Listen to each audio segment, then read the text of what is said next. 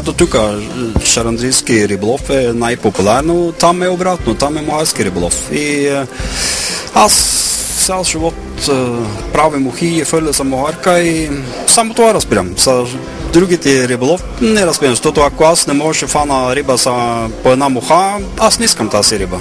А тук, доколкото виждаш как се правят тук мухите, какво ти прави впечатление? Това е той, който прави сега, е много добър по връзване мухи и хубаво. Аз видях много хора седни и гледам и това е много добре, защото аз искам тази хоби да стана голям в България, защото това е уникален хоби. Риболов с мухарка това е като голф. Когато пробва един път, ти стана луд тука.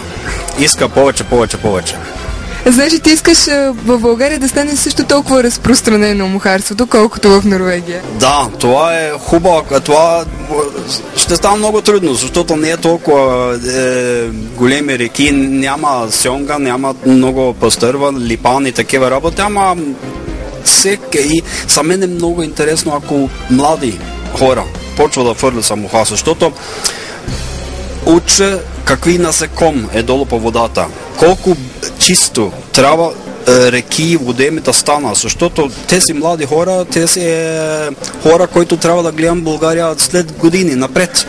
И колко повече млади хора, които искат да почва да фърля са мухарски или са мухарка, за мен това е супер, защото аз когато гледам примерно в Норвегия такива млади деца по 6, 7, 8 години, които фърля са мухарка, помпа, стана много доволен.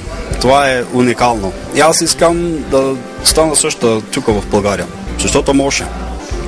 А в самото изкуство самото правене на муха, няма ли разлика между норвежците и българите?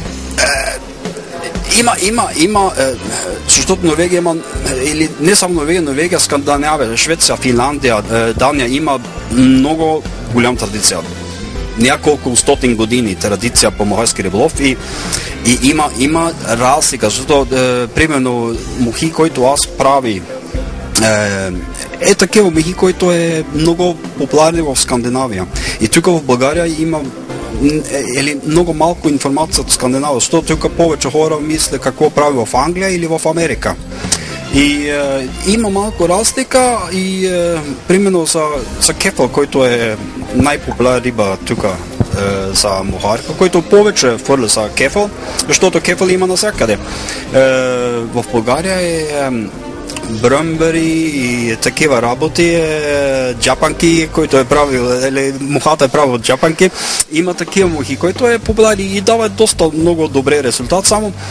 Само аз цял живот прави мухи и за мен е по-интересно да фана същата риба по нещо друго, който трябва да мисли други модели, които не е толкова популярно. И това е разлика. По принцип мухи в целия свят е горе-долу еднакви. А ти си тук само като посетител на изложението. Защо не участваш в изложителите?